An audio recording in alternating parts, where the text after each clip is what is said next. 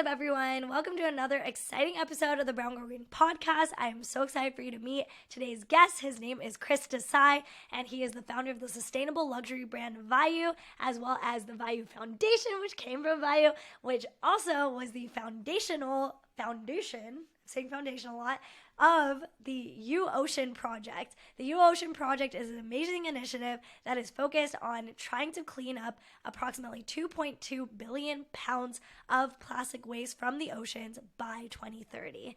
Why I find Chris to be particularly fascinating, first of all, he comes from a multicultural background, which you all know I come from a multicultural background. So I already felt like his story really resonated with me because he's someone who feels like he can view these very complex issues, especially when it comes to oceans and plastic pollution waste, from a wide variety of angles, and has translated his passion for being what I like to call a multivariate into a multi-series of actions. So his story is interesting because he came from the fashion and the music space and basically realized that the fashion industry was polluting and destroying the planet, and was like, you know what? He was on a sailboat and saw the plastic pollution that was resulting in the fashion industry and was like, I need to do something about this.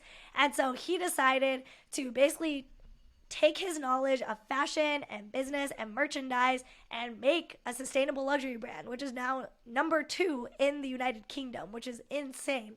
So this man knows the definition of scalability, but with sustainability in mind. And he was able to figure out how to then use his knowledge of business and marketing, et cetera, to then channel that into his charity, which is the UOcean project, which not only focuses on encouraging people to do things like trash cleanups together in their communities, but also to educate young people on how to get involved to solve climate change, to also pass legislation and hold corporations and elected officials accountable through policy and through mobilization. He is someone who is viewing the big picture, the holistic big picture, when it comes to ocean plastic waste. And I find that really interesting because he is someone who originally was a part of the problem in some ways by working on fast fashion, and realized that it doesn't have to be this way. He could use his skills, use his passion, and do something better for the world. And I know a lot of people who sometimes listen to the show may feel like, I want to take action, I want to make a difference, but I could never be that person. I can't ever be that perfect environmentalist. But I think Chris is a perfect example of someone who was and continues to be an imperfect environmentalist who remains curious and hungry for answers on how to build a more inclusive movement for ocean solutions. And so I hope his story inspires you as much as it inspires me. And I think you're going to learn a lot. You're going to learn about how to use fashion, creativity, and storytelling to be able to make a difference in your own community, especially if you feel as fired up as I do about plastic pollution and protecting our oceans. So give it a listen, and I hope you enjoy. What's up, everyone? Welcome to another episode of Brown Girl Green. I'm your host, Christy Drutman, and I interview diverse environmental leaders and advocates about environmental solutions to addressing the climate crisis, as well as the importance of justice, equity, diversity, and inclusion.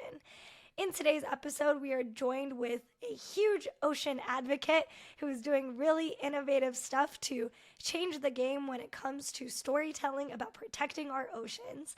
He is an incredible leader in this space, and he's going to tell us a really interesting story about how he shifted his career trajectory to caring about cleaning up plastic pollution around the world and inspiring people that our waters and our seas are worth caring about. So super excited to have him on the show, and I would love, Chris, if you can introduce yourself to the audience. Wow, it's great to be here. I mean, I don't know if I can do as good introduction as that, but I mean, you sold me quite well there. I'm Chris Desai. I'm the Global Project Director for UOcean 2050. We're based out here in the United Kingdom, but we have a global reach in our conservation efforts. Incredible. And can you give us some background on what led you here? What was the journey that got you to working on oceans today? Yeah, sure. I mean, it's one of those journeys that you couldn't even, kind of replicate. It was just very, very organic. It was a non-traditional method into conservation. To this day, I always say I'm like the world's most glorified litter picker, right? I've addressed conferences of 3,000 people, and I've said, "Hi, I'm a trash collector," just for that reaction, because ultimately, I was in fashion. Fashion has been my heart and soul since I was young. From 5 years old, I was selling textiles on a local market with my dad. It was one of those stories. My dad was a refugee into the Mm, United Kingdom, so I'm the son of an immigrant in that respect. And we had this work ethic, like you would sell anything and everything, right? You're trying to keep the lights on. So I mm, wasn't born with a silver spoon in my mouth or anything like that. It mm, was hard. And getting to know your product, that was always the thing. He used to tell me mm, this is how many count is on the knitwear, this is what this fabric is, and all these kind of things. And for an amalgamation of life choices, I ended up going into fashion. And from that, I moved to London and I got working in branding and fashion. And the journey kind of just took off from there. It was one of these, I was the first employee of a company. There wasn't even a company before me, right? And they said to me, "Are you good at graphics and designing?" And I mean, I was about as good as anyone else that's used paint on their school computer, but I had studied graphics for a while. And I said, "Yeah, of course, I'm a great designer," you know? And that was it. My journey into the fashion world started. I learned everything and anything there was to learn about it, from the mm. compositions, the colorways to the art direction. Fast forward 11 years. I'm now the art director for a prestigious fashion firm. We had, 45 staff under me. We had satellite offices around the world, and we were actually the third largest manufacturer for one of the retail stores in the United Kingdom. And I Wow. kind of look back and I say, oh my gosh, that's an amazing kind of story. But it's actually a lot darker than that, because during the times of myself building the career in fashion, I was the same child as I always were. And I was asking those questions. What's that made from? What's the thread count on that? Mm. And then I started, and I say this before eco was cool, right? Before Before it was cool, yeah. sustainability was the buzzword of everyone. Apparently, oil's sustainable these days, right? Everything's sustainable, right? So Everything's sustainable, yeah. everything is. This is a sustainable conversation we're having, right? Before people greenwashed and blue washed, I was asking those questions. Where does this ink go?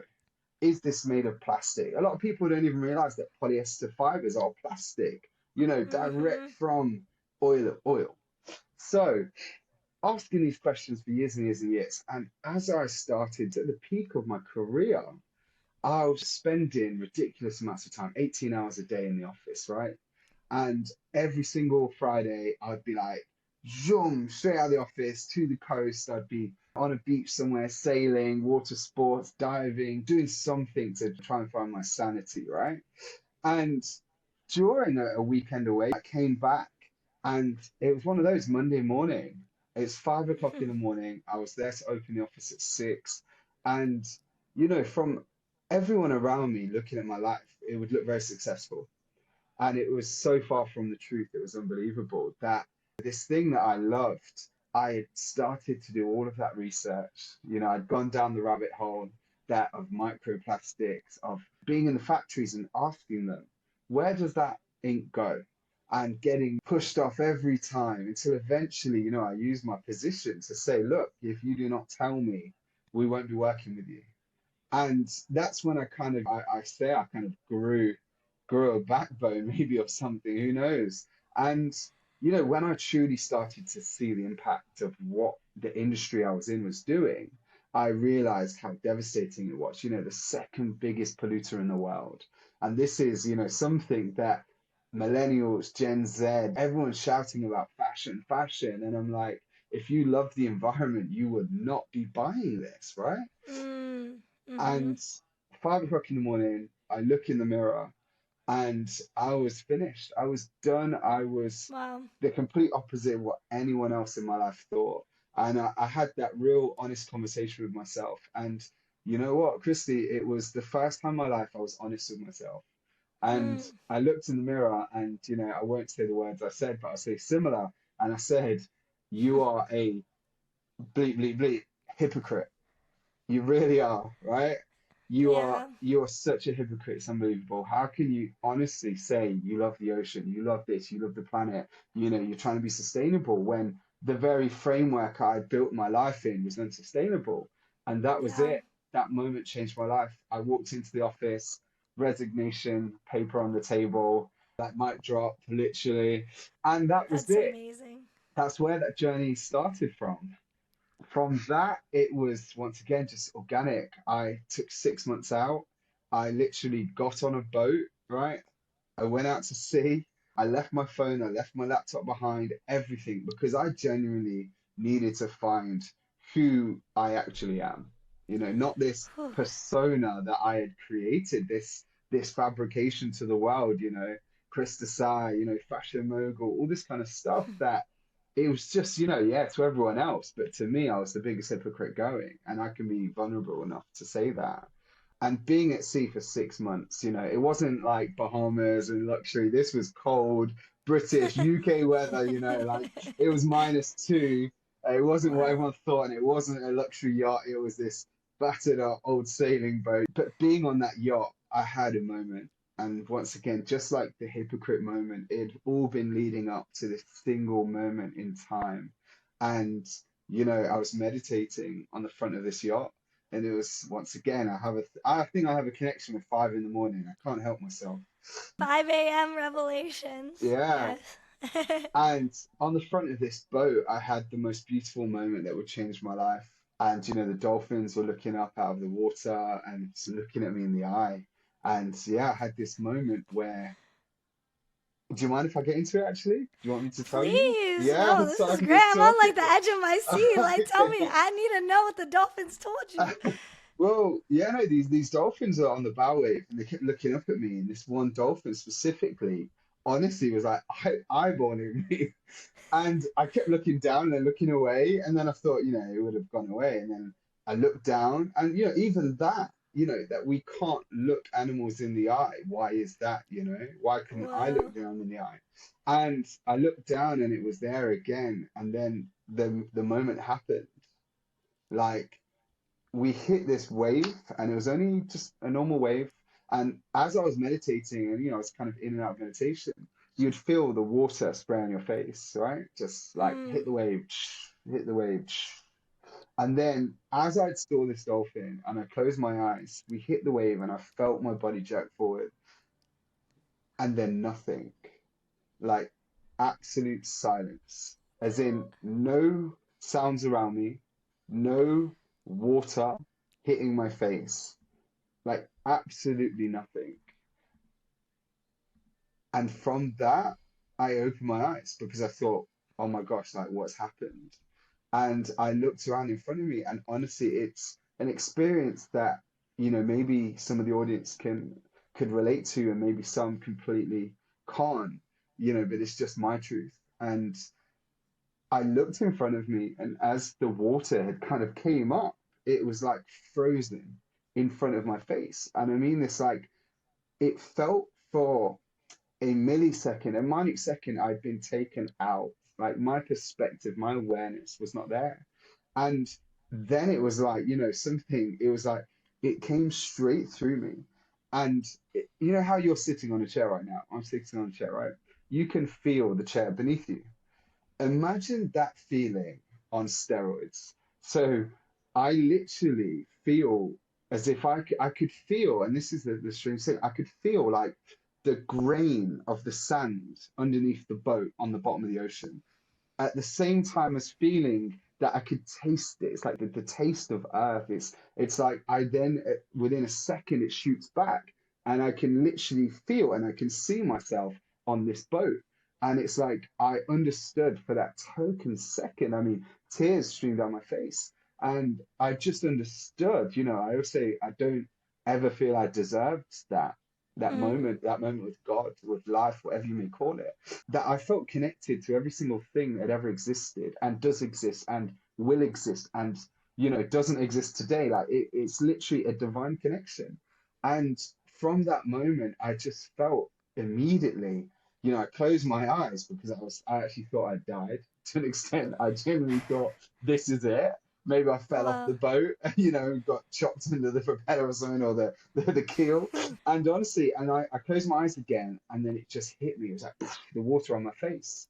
And I just sobbed. And I mean, I cried for about 25 minutes. Like, I Wow. couldn't, I mean, I'm getting emotional when I talk about it. I couldn't believe that how much wrong, how much things I'd done to the planet with knowing, but without knowing, right? Wow. It's like that I'm okay with doing this as long as it's not in front of my face, right? Oh, You know? yeah. And that's it. From that moment forward, I knew exactly what I needed to do. The path had just opened up before me. Wow. That's life, Like that's like deep connection to like something that people don't even really have words for, And like Yeah. it found you, the moment found you for a reason, and it's like it created the path towards your purpose. And it's like it just all lined up, it seems like. That's really beautiful. I like that's amazing. That's amazing. And yeah, so it seems like the ocean has held a lot of answers for you in your life. And obviously, that led you down the path towards recognizing your responsibility, right? Because sometimes people get caught in the guilt, right? I Yeah. think a lot of people are very aware, to some extent, obviously, maybe not, they haven't received divine messages from the sea, but maybe they'll watch something in the news and feel really depressed in their bed, right? Maybe they'll get Right. the same effect from a 1 minute TikTok. Who knows? There But we go. but at the end of the day, it's like you can sit with that guilt, right? But then you have to do something with that. And it sounds like you had this revelation that yes, I feel this guilt, I feel this shame from the life that I previously led, but I also have the agency to now turn my life around and do something different, right?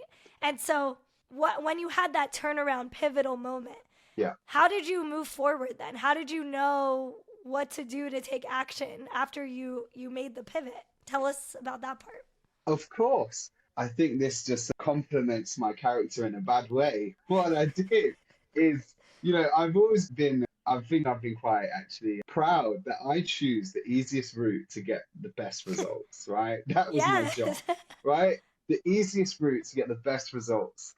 So what I did, I thought to myself, okay, if I go off and go and count turtles in Costa Rica, is that going to make a difference, right? I thought what I need to do is to create something bigger than myself. I need to actually step out in that zone that is uncomfortable, step out in that zone that scares me, because I'd always Mm. lived a very comfortable life over the last, say, 7, 8 years of that career. And that was it, going from, I think when you're from, an immigrant family, there is that inherent fear in you that the ground beneath my feet will be lifted up and I will have to go. I don't know what it is. I can't explain it. It is a Yep. drive. I mean, I'm sure you understand, right? It's like whether it's from our parents, our upbringing, our community, like, we're always looking just we do things out of fear so much. The fear that I won't be accepted, the fear that I will be told to get out of this country, just barbaric things in your mind. It plays a part sometimes. And so what I did is, I thought, let me do the thing. How do I stabilize myself? How do I create something, right? So I thought, I know about fashion. I know how damaging it is. Why don't I try and firstly try and change the industry to start with? I can't Mm. do fast fashion anymore. It's bad, it's dirty, it's all of these things. So I set up an organic luxury slow fashion brand and I started Mm. to narrate the stories. And it was one of these things that once again, it probably wasn't the right thing to do at the time, but I thought, you know what? Let's do it because I know I can do this well, right? And I have bills to pay. One of those, right? So I set this brand up, and when I was on that boat, the reason why I did it after that meditation, the next about 5 days, I was meditating again every morning, and it was like something had been opened up to me, something in my mind. It was like streaming, like how Mm. Netflix does, right? It was streaming into my mind. And honestly, like Whoa. people must have thought I'd lost the plot because I had this paper and pen and I'm writing like words down in colors and sketching, and I'm like, I genuinely just I couldn't handle all the thoughts that were going through my mind, right? It's like I'd been freed from this prison. And I Whoa. kept writing this word down, right? And I wrote down about six variations of it. And the word is Vayyu, Mm, right? Vayyu. And mm. I kept writing it down and I went, Vayyu, what does this even mean? I'm just making words up now. I've definitely lost the plot, right? And but I kept it, I kept on it, and I took this pad with me back to London. And when I was going through it, through my meditation, through my prayer, I just went, oh my gosh, I'm gonna do organic, slow fashion, and I'm gonna call this brand Vayyu. And just thought it's a great name, sounds sleek, looks good on paper, why not? Got everyone involved, and my lawyer and everyone was doing the trademarking for it. And I get this phone call one day, and it was about 4 months after, and he said, "Chris, I've got some good news for you. It's all been passed. It's yours." Blah blah blah. And I was like, "Great." And he went, "I never." He goes, "I've known you for many years. I didn't know that you were that kind of cultural, or that that you had done so much research into something." And I said, "What are you talking about?" And he said, Vayyu. I mean, you've researched this well. And I said, I have no idea. I said, I've made it up. He said, you didn't make it up. It exists. And I said, what do you mean it exists? And he said, Vayyu is a Sanskrit word and it means God of the wind. Whoa.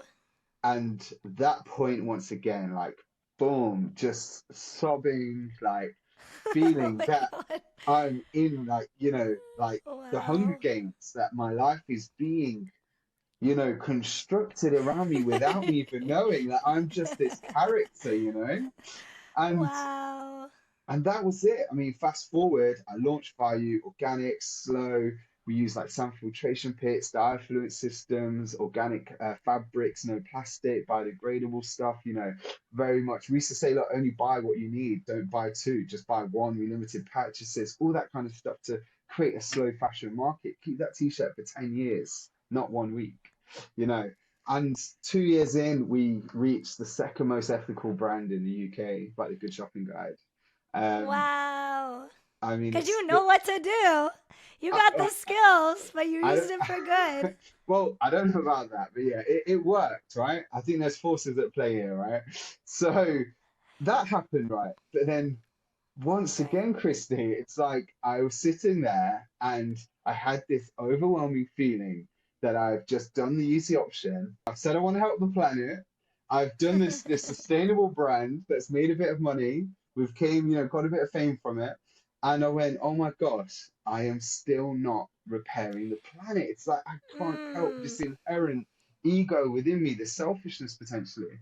And Mm. so, true to my character, my word, Christy, I did the next best, easiest thing. I said, I'm going to donate some money to a charity. That's how it goes. That's how it goes. That's Like, true. I'm going to pay for my redemption here, right? This is the truth. This is open heart, right? No, I love this. This is so good. I probably sound Yeah. like an awful person, but I'm just me, right? So, No, this is like what people need to hear, right? Like people need to know the steps towards, get taking action, right? That's very realistic and I think you're walking us through your yeah. own process of unlearning. Like so many people are going to benefit from hearing this. So, It gets continue on. better. Yeah. It does get Yeah. better. I do become a better person, I believe, at the end, sort of, ish, Okay. maybe. Great. Um, Great. Great. so I looked for a charity to give some money to because I thought, let me give back, let me empower people, let me do something. And I wanted it around river and ocean plastics because that's always been my pet, kind of ethos, my pet hate, seeing plastics in the water. And what I did, I went back to the town that I was born in, which is a town called Leicester in the East Midlands. It's in the United Kingdom. We're famous for about two things. One is cheese, red Leicester cheese, and the other thing is David Attenborough. The yeah, Ah, so I'm the new she's improved in David version, Attenborough. and hopefully Chris Desai one day, right? And I'm like Chris Desai. I'm Yes. the brown David Attenborough, right? Yes. Yes, you are. Yes. Yes. Yes. Oh, I love this. So I look for a charity to give money to, right? And surprise to surprise, there is nothing. And I mean it. I spent 3 months. I had meeting. I went up and down the country to find a charity that dealt with ocean plastics, river plastics, considering we're an island, we live on an island, right? There's a lot of coastline. Everyone that I found seemed to be very privileged, middle class, upper class, social class was a big play, Caucasian, on the Mm-hmm. coastline, delivering these kind of projects.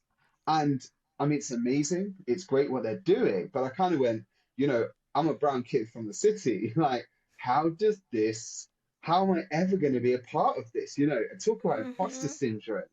And yeah, after 3 months of searching, you know, I had that sit down meeting, that mirror on mirror talk again, you know, and I just said, you I know what I need to do. I need to set my own charity up. I need to make conservation accessible. And that's when I started the Vayyu Foundation, a registered charity. And then shortly after doing that and getting over myself, I launched the UOcean project. And we spent about 8 months planning this. What does the UOcean project look like? How does it engage with, isolated groups, disadvantaged groups? How do we level the playing field? How do we Mm-hmm. diversify conservation? How do we decolonize conservation, for everyone so it's accessible? And UOcean was about to launch. We're ready. We're on the start line. I'm like, good, I've got some money behind me. I'm going to do this. We're going to take action. We're going to change the world. We're going to stop ocean plastics, right? The hero mission. And then we'd started to hear things on the news talking about this was March 2020, right? So we'd started to hear this news coming out of China and then Italy about this virus and this pandemic and things like that. And then it hit the UK, and the UK goes into a full lockdown March 2020, the very week I'm launching UOcean. And by this point, cards are on the table, like chips are out, and I've gone, oh my gosh, like vulnerability times 1,000, like everything financially, mentally, emotionally, all of these kind of things. And I just went, why? Why? Like, come on, you've taken me this far. Is this why? Like, how this doesn't work? This is not part of the plan, right? Anyway, and I spoke to the team, and the team are in, like, they're kind of, everyone's up in arms, like, oh my gosh, what are we gonna do? And they had this calm in me actually. And I just said, you know what? Give it a few days. I said, I think it's gonna be okay. Let me just have a think. And that was it. 3 days later, there's this message, and it said, everyone's allowed out of the house for 1 hour a day for exercise or nature, right? And I just went, why do we not give people litter pickers, create a platform, create some sort of recording of it, and we enable people to go out on their own, picking plastics out of rivers and coastlines, and they can Mm. report it back to us. That was it. That was the saving grace, that people had the time to go out in nature. People had 2 years to explore their areas, right? From that, Mm. from me going on a litter pick on my own, to now 6,000 volunteers, right, around the world. Wow. Going from one chapter, one UOcean chapter, to now 18 UOcean chapters in the UK. We've got 15 UOcean chapters internationally. I just came back from Bali 2 weeks ago, was in UOcean Saudi Arabia a month ago. We just opened up UOcean Malawi last week. I mean, literally, we've expanded across the globe. We're the fastest growing BAME organization around conservation out of the UK. And yeah, we've removed now over 360,000 kilos of marine plastics, which, Wow. to give people an idea, that's around 3.2 billion bottles worth. Um, Wow. and this was all on a shoestring, right? And this was all from me trying to take the easy way out. So that's where we are. I mean, Wow. UOcean started out of a self-realization that I wasn't being true to myself. It then got forged through trying to do the easy option and getting pushed back at every single point. And ultimately, UOcean was born out of just an honest conversation with myself, and an Mm. honest conversation of where I fit in this planet. You know, Wow. and from that, we've managed to implement all of the things we wanted to. We work with refugee groups, we work with the race equality centers, we work, with isolated communities, Asian communities, Black communities, you know, Mm. different types of people uniting together. I mean, we look Mm. like the United Colors of Benetton, right? I mean, it's literally the most beautiful sight to see religions uniting, Mm. colors, people, ethnicities, everyone uniting into this big mixing pot of ocean conservation. And that's it. We stay fresh, we stay trendy, we make this look glossy, we make it look good. We go on boats, we've got electric boats, kayaks, we do it by Wow. hand, by foot.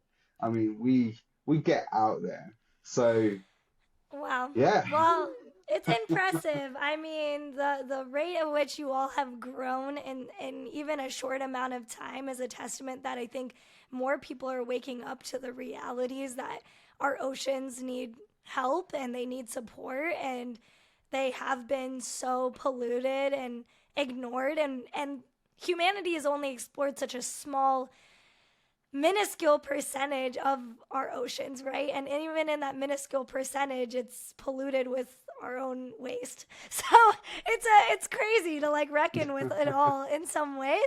And I would love if you could dive a bit more into like how have you all like what are some things you all have considered to make ocean conservation more diverse? Like what are some of the maybe small things or bigger programmatic things that have created more inclusivity to make a chapter in a place like Malawi? Like what are some of those considerations to really think about accessibility concerns?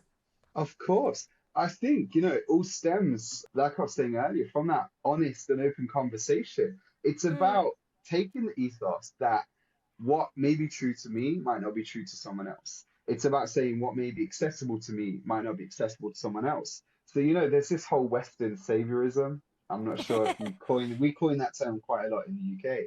Um, yes, is it 100%. same in the Yeah, US? similar. It's like Yeah. white savior, but yeah. Oh, I'm saying Western, but you want to drop. Yeah, We don't hold back. We don't hold back on that on this show. But no. yeah, anyways, that's good. But Uh, yes, Western savior too. Yeah. so yeah, this whole idea that we can go to Africa and India and to Southeast Asia and say, "Hey, I know what you guys need. You guys need this." I mean, that Yeah. that in itself is just so problematic. So the Yeah. first thing we did is we went out to these places. We sat down in these villages. I went into these people's homes. I ate their food. I spoke to them. I experienced for a token, week, their life. What are their problems? What do they Mm, need money for?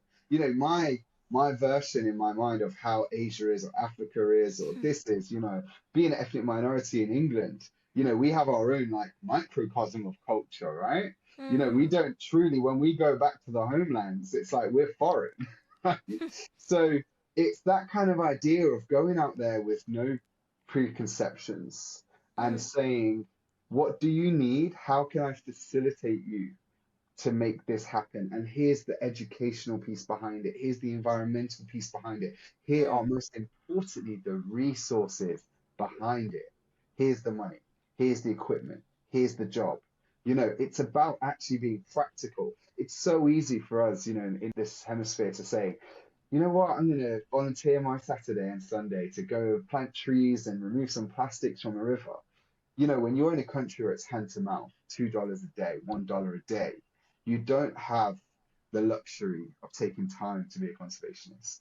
So how then could mm-hmm. we actually empower and employ these individuals from remote communities? How can we get them resources? How can we get them wages? How can we Mm, actually make their life, because you see like these guys, these gals, they work hard.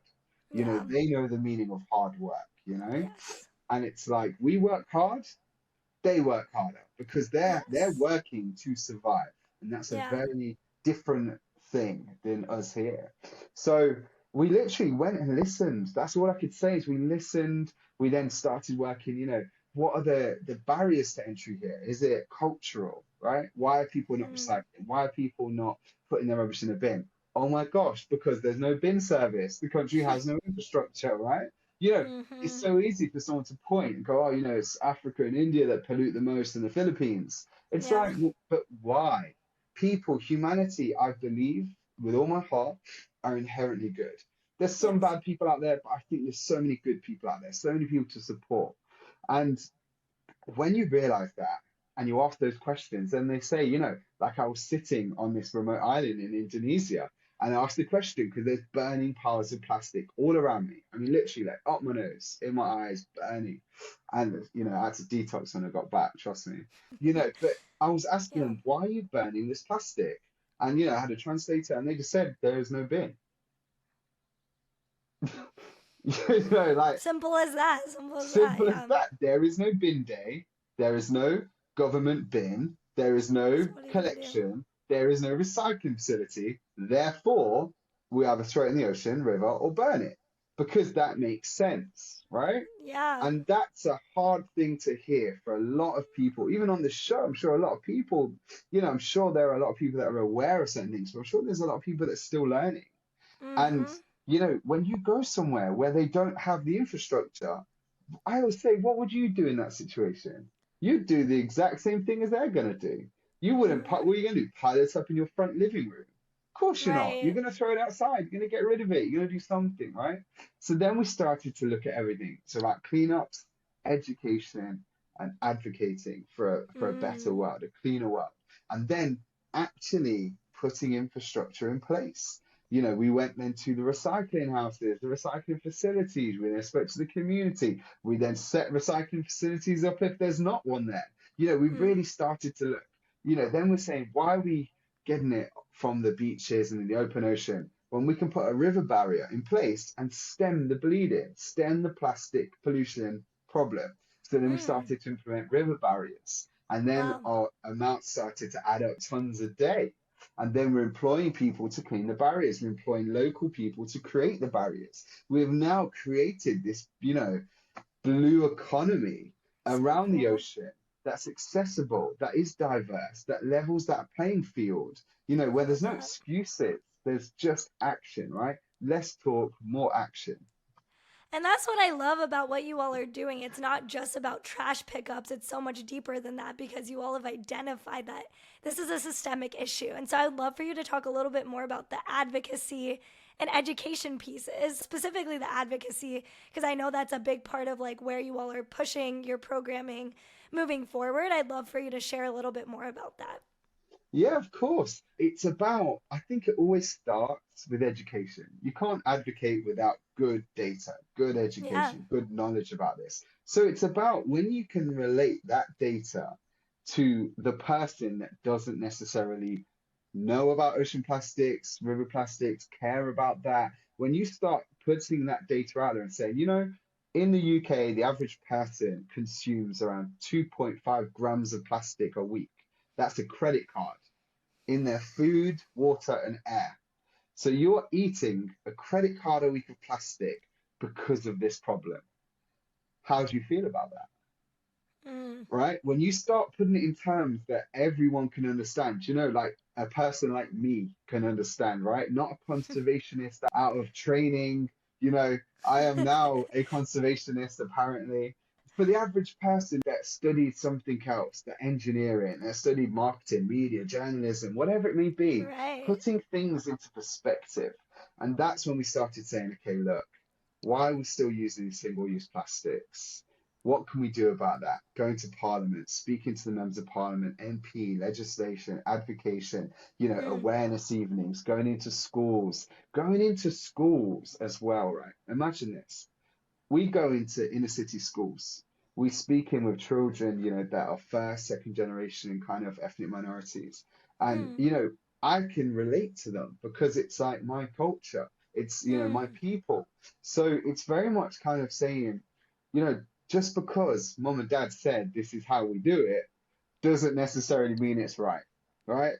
And Mm-hmm. that in a family is a hard thing to grasp a lot of the time. There's not actually a reason behind it. Oh, it's just because it's always that way. That's just what we do, right? Mm.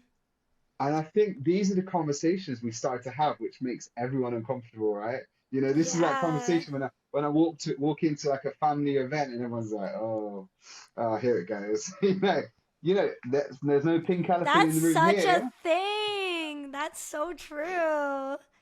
Christy, I know you've had that. I know, It's true. Like I remember when I was first starting out, it was like, oh, like, can't talk about this in front of her or can't bring that up. And like, even No, with my parents, like, it was just one of those things where it was like viewed as disrespectful if I was going to challenge yep, them on, yes, why are we buying this or why are you doing that? And yeah, that's like, that's levels. That's yeah, true. That's so true. yeah.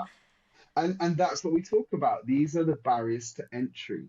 These Wow. are these like self-imposed barriers. This is what, as a person of color, I think in my community, as a person in my friendship circles, it's very much that we never admit self-imposed barriers, right? It's everyone else's fault. Ah, Mm. they didn't hire me because of this. They didn't look, I'm getting deep here, right? I'm Oh saying the my gosh. I conversations didn't that know this was going to go here, but I like no, this. that we don't want to talk about, but these are sometimes, You're right. not always by all means, there's still a lot of racism and a lot Of of things course. out there. Of But course. a It's lot of the conditioning. time, It's it's conditioning. self-imposed barriers, conditioning. It's not for me. I'm a person. I'm not supposed to do conservation. I don't live on the coastline. I'm from a city. I'm from a refugee family. I'm from an immigrant family, right? It's self-imposed barriers. But what we started to see when there's all of us out together from different races, different cultures, different genders, different abilities, right? We've got guys in wheelchairs. We've got people that, are able. We've got people that are, this, people that are that, people that identify with all sorts of things these days, right? And it's one of these things that they can come to our conservation and not have that judgment. They're around people that maybe are not like them, but that are different as well. That, it's an amalgamation of everyone. And it creates this kind of these beautiful conversations. Sometimes in our cleanups, right, there'll be like 120 of us out cleaning a river. And I'll just walk along, right? Everyone's cleaning up, doing the thing. I'm doing the easy part, right? No, joking, joking. I get stuck in now. I get stuck in. But no, I listen to some of these conversations, and I've just seen and heard some of the most beautiful conversations where people will be talking, from different things. You've got like an old Muslim man, and then you've got, like a young English, lesbian, let's say, right? Something like that. I'm talking worlds apart, right? But Right. they're walking along and they're talking about stuff, and then they go talking about food, and they're like, "Oh my gosh, we both go to this restaurant. Oh my gosh, like they like the same food, the same dish, they like the same music, like all of these things." And it's like I'm watching this melting pot before me, and I'm saying, "Is this not the world that I want to live in?" Yes, it is. Hmm. A world of acceptance, a world of tolerance, a world of peace, and conservation. Ocean conservation can unite every single person, right? We need the ocean to breathe. One out of every two breaths comes from the ocean. I wouldn't have this conversation with you without the ocean being where it is. So Hmm. therefore, we all have a debt of gratitude, a debt to the ocean, that from all walks of life, we all can join together and repay her for what she has given us abundantly without Hmm. asking for a single thing back. Oh, that was really nice. I needed to hear that too. You know, I could talk to you for hours about this. This is amazing. And your passion is so palpable. And you really are like, you're not just the brown David Attenborough. Like, you're in your own lane, creating such new conversations and new ways of thinking about how this work can look. And it's just so inspirational, honestly. And just what UOcean's doing, like, you all are taking, that three-pronged approach of, action, awareness, advocacy, inclusivity. So not just talking about like the oceans matter, but people matter. The people that benefit from oceans matter, right? And like that's Yes. creating a whole new lens, a whole new tone to the conversation that will make more people want to get involved. And I think that that's what the world needs more of. So I would love just to wrap up this conversation that has been so impeccable. If you can share with people how they can get involved with UOcean, or just resources you'd like to share for people who listen to this and want to tap in. Let them know what you think the steps they could take are. Yeah, sure. So U Ocean is the letter U, ocean, right? So the letter U ocean. So you can head across to www.uocean.org. Hit us up on Instagram, it's UOcean Project, and hit me up on LinkedIn, Chris Desai. Amazing. And do you have any last calls to action for people who maybe if they still aren't convinced that they should work to protect the oceans, what's your key call to action or message to them? Hate is gonna hate. No, not really.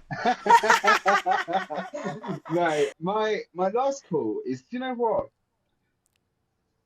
Everyone on this planet, like I just mentioned, everyone on this planet is alive and thriving, right? Because of the ocean. So whether you are 1,000 miles inland, right? Every river leads to an ocean, right? Every stream goes to a river, every stream goes into that, every river goes into that. It's this conveyor belt to the ocean. The ocean then obviously recycles all of that, puts the water into the clouds and back on land, right? Whether you like it or not, you're a part of this beautiful and amazing system. And I encourage everyone just to have that conversation with yourself. You don't have to be a conservationist. You don't have to start an organization. You could start doing the smallest things like reducing your plastic usage. You could just start by upcycling. You could start just by looking for fruit that doesn't have plastic packaging. Small things in your daily lives we all appreciate, and we have so much gratitude for the individual that takes small steps where they can.